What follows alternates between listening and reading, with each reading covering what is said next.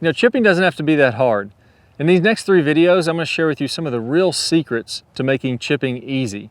People have told me time and time again this has helped them tremendously on their short game, and I can't wait to share it with you. Let's go and get started. It's so common to see players chunk and thin shots around the green, but what if I told you it is really simple to hit clean chip shots day in and day out, really close to the hole, if you know the right technique? I'm going to go over some of the biggest mistakes that you can make, and if you're making these, man, you're making chipping hard. Let's go and get started. All right, so mistake number 1, putting the ball too far back in your stance. And usually this comes also with putting your feet too far apart. So you do want to hit down on this golf ball. I do want to be hitting down, hitting the ball first and then the ground in front.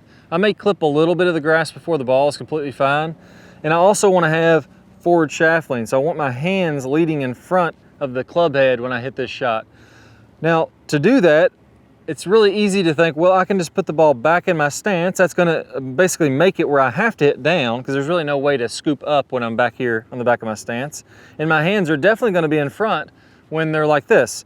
But if my feet are this far apart and my weight is also on my left side, like we've heard, basically everybody says, this ball is way far back of where my low point is. So if my weight's on my left side, I'm gonna be kind of grounding out, or the low point of my swing arc would be kind of under the inside of my left shoulder here.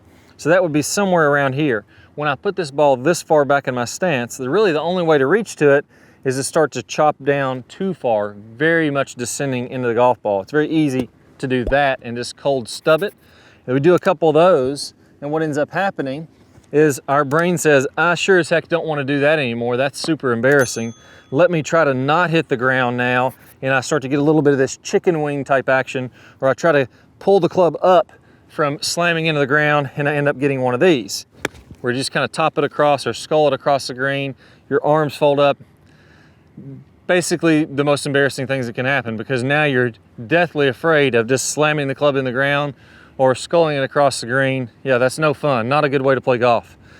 If we get the right ball position, things get a lot easier. So I like to put the feet much closer together. It allows me to rotate more easily through the shot, which I'll get to here in a second, but it also allows me to play this ball kind of on my left heel here. So depending on where the camera's lined up, this may not be perfectly lined up, but I want the ball to be on the left heel. That way when my weight is on my left side, now my ball is there too. So the inside of my left shoulder is kind of directly, just barely in front of the golf ball. So my low spot is really good in relationship to where the golf ball is. So now I can have those hands forward. I can hit just a basic bump and run chip here, and that's going to be pretty solid results time and time out. Even if I get a little too down in it, I hit a little too much ground, it's going to be fine because my low point is going to be just in front of that golf ball. With that ball back in my stance, not going to be good. I'm going to feel really jerky over top of this ball. Number 2 would be decelerating. One of the worst things that you can do is making too big of a backswing. A lot of times I'll see players make a big backswing and all of a sudden they're slowing down. Man, that makes me nervous just even thinking about it. That's going to be very inconsistent. So I'd like to see roughly the same length backswing as you have follow through. That makes it really easy to make sure I'm accelerating through the shot and I'm going to make that good, clean contact. And it's not really going to feel like I have to do that much work to make it happen. So there, I even chunked that one just a hair, but because my low point was good, because I accelerated through it, it rolled out and it ended up just as good as if I'd hit it perfectly clean. All right, so the next one is locking up your legs. This is a really, really tough one. The reason this one is so prevalent is because it makes sense at surface level. If I think about, I'm gonna keep my legs dead still, I'm not gonna move my legs, and I'm just gonna go upper body, well, that eliminates one of your degrees of freedom. If I eliminate the legs, I should be more consistent. There's less things that can go wrong. Unfortunately, when you do this, when you lock up those legs, now I have to do everything with my upper body and my arms. So I tend to get way too handsy.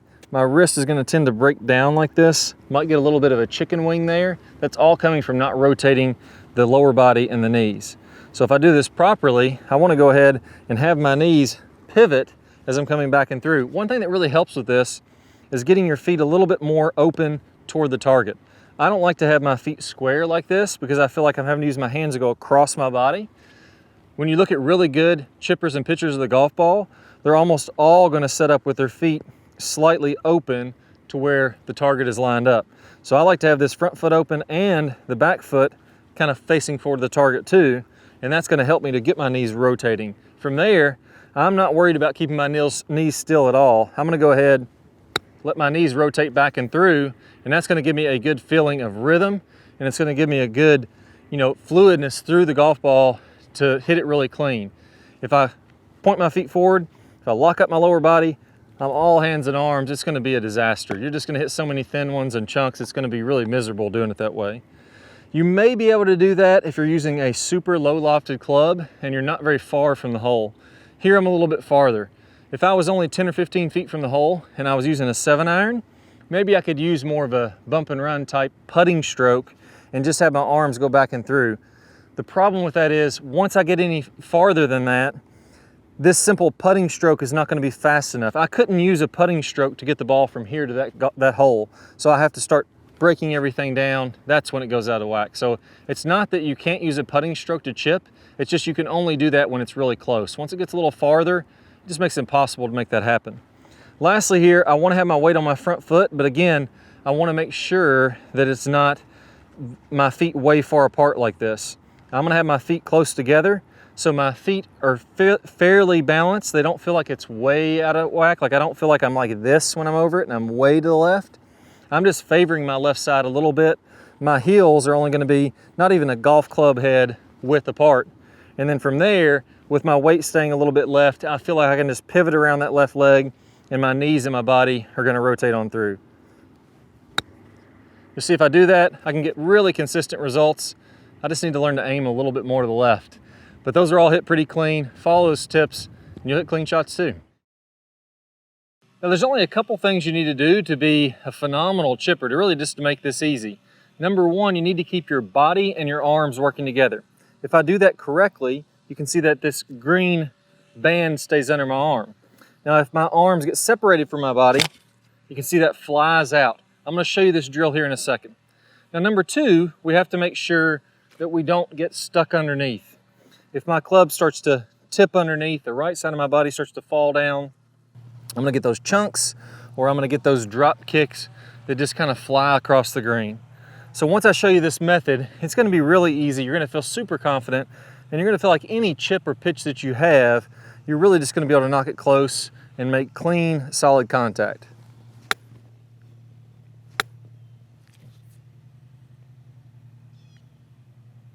All right, so that almost never happens. I promise that was on the first take. Usually it doesn't work out that good, but let me show you a couple things here with this rubber band. So this is a great drill. Chris Hunsucker, one of our Top Speed Golf certified instructors, showed me this.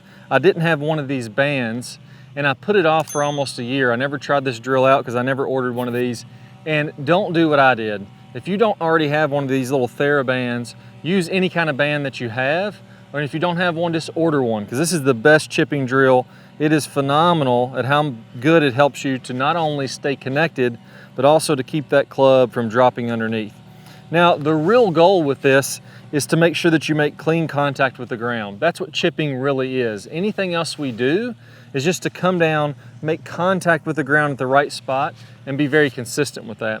So what I've done is I've wrapped this around the club face. I'm gonna stick the other end under my armpit. So what I'll do is I'll grab the club with my left hand, I'll stick it with my right hand under my armpit. I get that question all the time from people I've showed this drill to.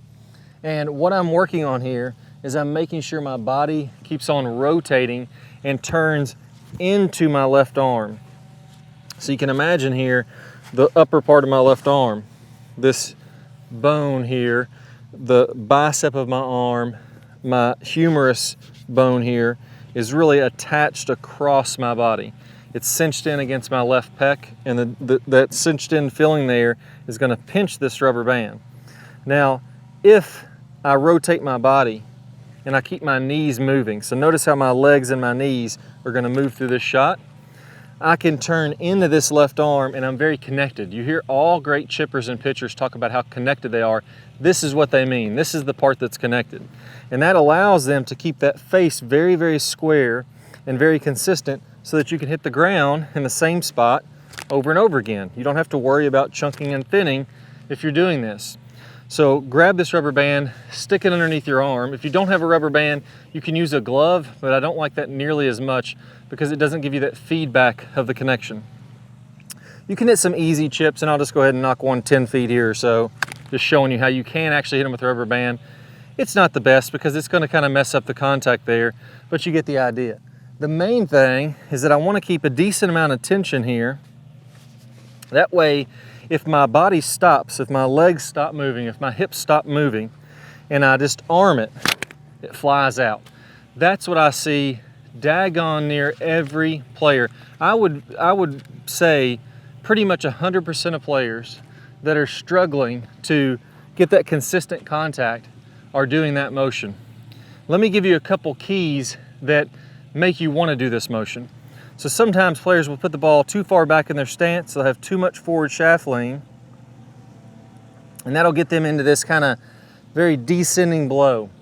Now when that happens, the body stops, it stands up. A lot of times you'll lose your posture, and then you're gonna throw the hands and arms to keep from burying this club in the ground. Now if you did that, you'll see how you get this chicken wing action, and that chicken wing is actually good for that movement, because if I didn't do the chicken wing, I would go ahead and stay connected here, I would chop down into it, and I just cold chunk it. Now when you use that rubber band, you're automatically gonna feel where you need to play the ball position, how you need to come into contact to keep that rubber band and brush the turf and come to that finish. So there's really no way to cheat it. You put that rubber band under your arm, it gets your ball position better, it gets your angle of attack better, it keeps your connection, it keeps you brushing the ground in the same spot. I mean, it's really just a daggone good drill. If you're curious, I'm gonna go ahead and show you a couple other pieces with that I'd recommend, just to save you a little bit of time. I like to think of my ball position in relationship to my left foot. So if my stance is very narrow like this, I'm gonna open my stance slightly. I like to have my toes slightly ahead. That helps you to pivot in front and again, keep that connection here. And I wanna play the ball position kind of off my left heel. Now if I had a little wider stance, again, that ball position would still be somewhere kind of toward my left heel. If I have a narrow stance, it's toward my left heel. Some people will do it in relationship to their right foot, and I don't think that's right. Because if your stance is narrow, yes, this ball position is on my right foot. But if I get my stance a little wider, and I play it on my right foot, now I'm chopping down into it. And that's because our weight is left. Since our weight is left, our weight is over our left foot, we should play our ball position in relationship to our left foot. So that's piece number one. Stick that rubber band, stick whatever kind of band you have under your armpit, make some swings. I could go into a ton of detail about every little tiny thing that's happening there, but I'll be honest with you. You wrap that rubber band around, you practice for a couple days like that for just 15, 20 shots, you're gonna get the feeling right away of what the best chippers in the world are feeling and how they're moving the body, how they're staying connected. So I'm gonna wrap this rubber band around the club head again, and now we're gonna talk about getting stuck under. This is another really big one that a lot of players struggle with. This is the second piece to this chipping method that's gonna make it really easy to hit it solid. So when I get stuck under, what's happening there is when I take my backswing, my club goes a little too much to the inside. In my downswing, my right side of my body drops.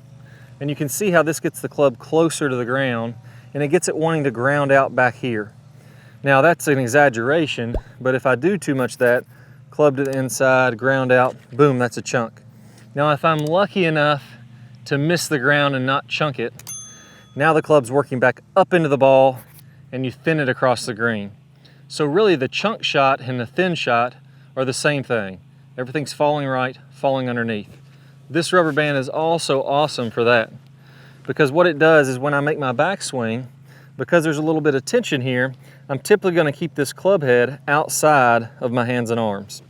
So as I make this backswing when I'm looking from down the line, you're gonna see how this club head is not in here, it's staying a little bit out. And then from there, all I need to do is keep my body left and rotate through to the finish. Now when I get to the finish, I wanna make sure my chest is over my hips and everything is rotated on through. What I don't wanna do is go here, fall this way and not finish, so fall to the right.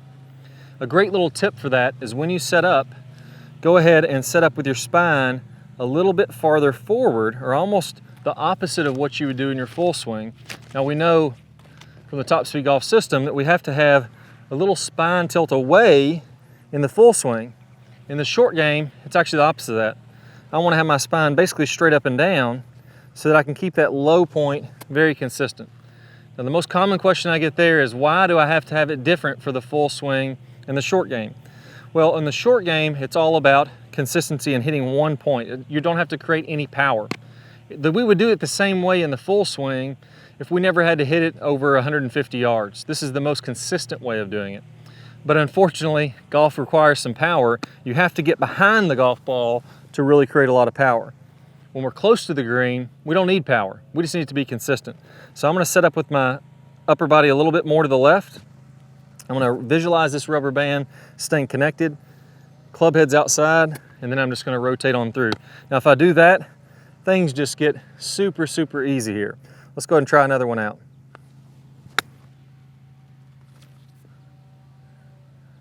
There we go, 2 in a row, both within 1.5 feet of the hole. Not gonna do much better than that. I'm so excited to share with you this drill that's really helped my short game, and I hope it's a game changer for you too. If you want to be really good around the greens, you have to be able to control where this club is hitting the ground in relationship to the golf ball. If you're not able to do that, you're going to tend to hit chunks, thins, and blades. And I tell you what, there's nothing more frustrating than having an easy up and down for par and then blading it over the green into the bunker on the other side, then ending up with double instead. I've seen that destroy many rounds. But when I see people really struggle with this, what's happening is they're typically locking up their knees and their hips, and they're doing everything with their arms too much. So they'll bring the club up, the trail arm will kind of go back behind them a little bit, they'll bend it a lot, and then the wrist will really hinge. And when you do that, you come down very, very steep and across the ball, and it just makes it so difficult to control where you're hitting the ground. If we want to be good at hitting the ground in the same spot every single time, we have to get everything moving back and through together. We have to unlock our legs and be able to swing back and through. And this drill is so good to help you do that. So first, let's talk about a couple quick setup tips here. So number one, I want to have my feet pretty close together, a club head or two apart. The reason for this is if I have my feet further apart, I'm going to tend to want to shift my weight to one side and then the other. Now that's great for generating power, but we're not trying to generate power here. We're trying to get good at controlling where we're hitting the ground in relationship to the golf ball. And if we have our feet closer together, it's much easier to stay centered and do that very well. So that's number one. Number two is we want to have our feet opened up a little bit. That makes it a lot easier to get the body working through. Imagine if I set up with my feet closed. If I do that, my hips are going to stall out. I'm going to hit a roadblock, and I'm going to tend to kind of flip the hands through. Again, that's going to make it really difficult to control where we're hitting the ground. Now, you can play around with it. I like to be roughly 20, 25 degrees, but play around with how open your stance is. I've seen players with their feet 45 degrees open before, so play around with that to find what works best for you. Lastly is our ball position. It's going to be roughly about in the middle of my stance. It may look like it's on my back foot, but that's just because my feet are really close together. If I lifted up my back foot, it's pretty close to my lead foot as well. So it's going to be roughly about in the middle of my stance. Now initially here, I want you to set up away from the golf ball. So I'm going to get in my setup here for this drill, and I'm just going to do some practice swings at first, but I'm going to take my lead hand and I'm going to put it above my trail shoulder. Now what this does is this is going to keep my trail arm from bending too much and going back behind me, and it's going to force me to unlock my body and get everything working through together. Now when you're holding your arm, you're just trying to keep it from going back behind you. You're not trying to push it into your body. It's just kind of hanging there and keeping you from moving it back behind you. So we're just going to set up here, and I just want you to go back and through. So unlock those legs, get those knees working, get those hips working, get that chest working back and through. And you're going to find that when you do this, it's so much easier to hit the ball or hit the ground in the same spot every single time. I'm looking at a little speck on the mat here, and I'm seeing that speck move every single time I swing through. So get a bunch of these in to get comfortable with this. And you can see when I'm doing this that my knees are moving around, my trail arm isn't bending very much, it's maybe bending a little bit, and my trail wrist is just hinging a little bit. So it may be something to get used to, but get used to this feeling of going back and forth. Now, once you get that right feeling, now we can step up and try to hit a ball here. So let's go ahead and get our normal setup. So again, feet close together, opened up, ball about in the middle of my stance, lead arm or lead hand on my trail elbow. I'm just gonna go back and through here. So that was a very, very good contact, medium trajectory shot. Now, once you get really good with this, then you can start controlling the trajectory there. So that was kind of my stock medium trajectory. Let's go over what I'm feeling there. So I'm taking that normal setup, but when I'm coming through, I'm feeling like this club, when it gets about belt level, is staying parallel with my hands. It's at the same level of my hands. And that's going to give me that stock medium trajectory kind of pitch shot. So let's do another one here where I'm getting that nice medium trajectory. So again, really, really good contact, medium trajectory kind of shot. Well, let's say I want to drive it in a little bit lower. I want to bring it in lower. Maybe I got some wind in my face. Maybe I want to land it in the middle and kind of run it all the way to the back. Well, if I'm trying to bring it in really low, I'm going to feel like when I release that club is staying below my hand when I get to that point. So when my hands get up to about belt level, that club is still below my hand. And that's going to allow me to de-loft it as I'm coming through. And the other thing I may do is I may play it a little bit further back in my stance, more off my big toe. So let's go ahead and give that a try. More off my big toe here. And I'm going to feel like as I'm coming through that this club is staying below my hand as I'm coming through there. We're going to get a nice low trajectory. So you can see there, that was much lower trajectory, and I was able to keep that club below my hand there. Well, now let's say I want the high soft one. Well, the high soft one, I'm going to have that normal address position, and what I'm going to do is I'm just going to open up the face about 10, 15 degrees. So I'm going to take that face and open it up just a little bit.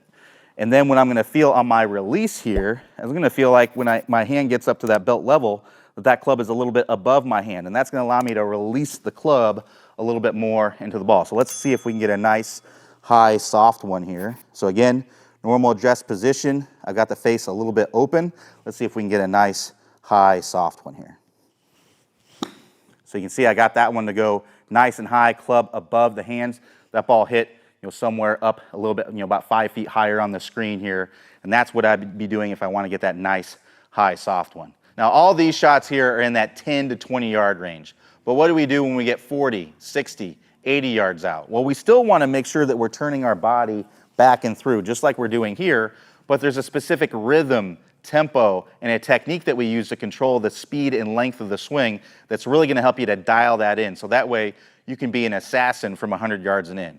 Well, I have a fantastic bonus video for you where Clay Ballard, the founder of Top Speed Golf, is going to go over exactly his tips on how to do that. So if you want to stick around, I'm going to play a preview of that video here in just a minute. But if you want to see the whole entire video, all you have to do is click the iCard that's going to appear up on your screen, or you can click the link in the description below. Play well, and I'll talk to you soon. Well, I used to actually practice a lot in high school. This is one of my favorite things to do. I had a strip mowed down the back of my yard where I took the lawnmower. My parents probably hated this because I mowed it down to like half-inch turf in the back of the yard because we lived on a farm. And I would set buckets or towels along this, and I would try to set them at those distances that I knew. And maybe I knew my 56 degree went right at 65 yards. So I'd set a bucket 65 yards away, and I would go ahead and do my 9 o'clock swing, and I would try to fly it right into the bucket. And I'd get to where I could tell for sure if I was going to be a couple yards short or a couple yards long, just because it gets so ingrained when you get the rhythm and the finish the same every time. We can use different length backswings to control the distance of our wedge shots. So for example, if we imagine that I'm a clock and 6 o'clock is directly down, my wedge would be at 6 o'clock, or my arms would be at 6 o'clock, I can go back to a 7:30 swing and I can have the same finish and hit at a certain distance, or I can go back to 9 or 10:30 and swing through to the same distance, and that's going to control, or the same finish point, and that's going to control the distance that my wedge shots are going to fly in the air. And I've got to keep that rhythm and that tempo very, very consistent. If I vary my tempos, I can hit at all kinds of different distances. So for example, I could have a real quick tempo 7:30 swing and probably hit this 90 yards. I could have a, maybe not really that far, probably 50 or 60 yards. I could have a very slow tempo 7:30 swing and hit half that distance. So I've got to get my distance the same. I've got to get my rhythm the same. That's the real key to it. And the second piece on there